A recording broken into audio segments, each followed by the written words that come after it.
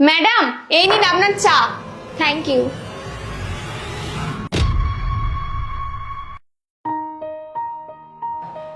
Madam, এই ছবিটা কার? এটা এটা আমার হাজবেন্ডের ফটো। হাজবেন্ড মানে এটা ওর বউ? ওর বিয়ে হয়ে গেছে? কি হলো কাজল, তুই এত শকড হচ্ছিস কেন? ম্যাডাম, কারণ এটা আমার বড়দা। এক মিনিট, কি বলছিস? আমার বর তোর বড়দা? ম্যাডাম না না, আমি মিথ্যে বলছি না, আমি সত্যি বলছি, এটা আমার বড়দা।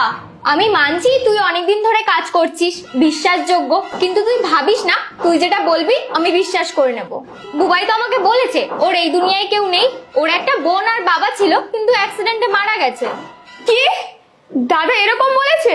ম্যাডাম, আমি জানি না কেন দাদা এরকম বলেছে, কিন্তু আমি তো এখনো বেঁচে আছি আর আমার বাবাও এখনো বেঁচে আছে। ম্যাডাম, আমার বাবা না ওকে শুধু পড়াশোনা করানোর জন্য এখান ওখান থেকে ধার করে এনে ওকে পড়িয়েছে, তারপরে পড়াশোনা করে ভালো রেজাল্টও করেছে, শহরে চাকরি করতে আসলো আর আমাদের টাকাও পাঠাতো, তারপর আমাদেরকে টাকা পাঠানো বন্ধ করে দিল। আমরা ভাবলাম দাদার হয়তো কিছু হয়েছে, তাই আমরা অনেক জায়গায় খবরও নিয়েছি, কিন্তু কোথাও থেকে কোনো খবর পাইনি। অনেক খোঁজার পর আমরা ভাবলাম দাদা হয়তো আর নেই, কিন্তু আপনার ফোনে ফটোটা দেখে আমার ভীষণ ভালো লাগছে। একবার আমার দাদার সঙ্গে দেখা করিয়ে দেবেন? ঠিক আছে কাজল, তুই এখন যা, তোর দাদা আসলে আমি কথা বলিয়ে দেব। ধন্যবাদ ম্যাডাম, ধন্যবাদ।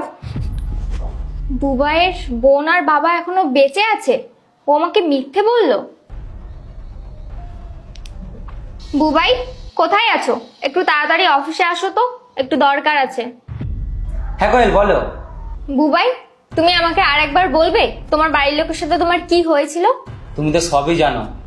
আজ থেকে 2 বছর আগে একটা রোড অ্যাক্সিডেন্টে আমার বোন আর বাবা মারা গেছে। জানো, আমার খুব মনে পড়ে ওদের, কিন্তু আমি কি করব বলো তো? চুপ করো বুবাই, আর কত নাটক করবে? নাটক?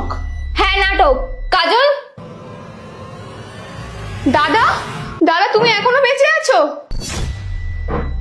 তুই এখানে? মানে তুই তো গ্রামে ছিলিস, তুই এখানে কি করছিস? দাদা গ্রামেই তো থাকতাম, কিন্তু ঘর চালানোর মতো আর কেউ নেই, তাই আমি এখানে এসেছি ঘর চালানোর জন্য, আর এই ম্যাডামের কাছে কাজ করছি। তুমি মিথ্যে কেন বলেছিলে দাদা? আমরা তো ভেবেছিলাম তুমি মারা গেছো, কিন্তু এখানে এসে জানতে পারলাম যে তুমি এখনো বেঁচে আছো। আর দাদা তোমার ফোনে কি হয়েছে? কতবার ফোন করেছি কিন্তু তোমার ফোনে লাগছে না।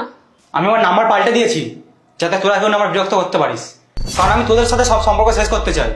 কেন করেছো বুবাই তুমি এইসব? কোয়েল, আমি এইসব এই জন্য করেছি কারণ আমি তোমাকে হারাতে চাই না।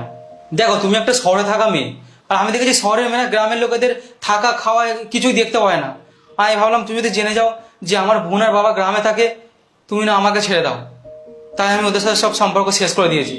নিজের বাড়ির লোককে মিথ্যে বলেছো, আমাকে মিথ্যে বলেছো তুমি। এই দুনিয়ায় তোমার যেই কজন আপনজন আছে তাদের তুমি সবাইকে অন্ধকারে রেখেছো।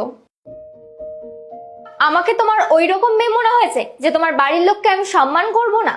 আর আমার তোমার উপর দিয়ে বিশ্বাসটাও উঠে গেছে, কারণ আমাদের সম্পর্কটা তুমি মিথ্যে দিয়ে শুরু করেছো।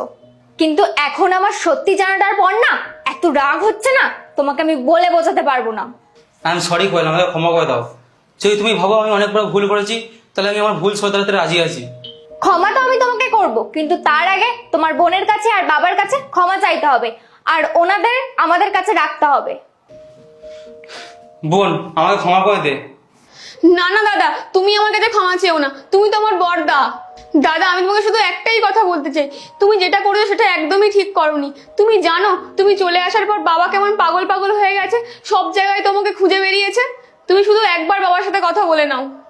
হ্যাঁ হ্যাঁ, আমি এক্ষুনি ফোন করছি। হ্যালো বাবা।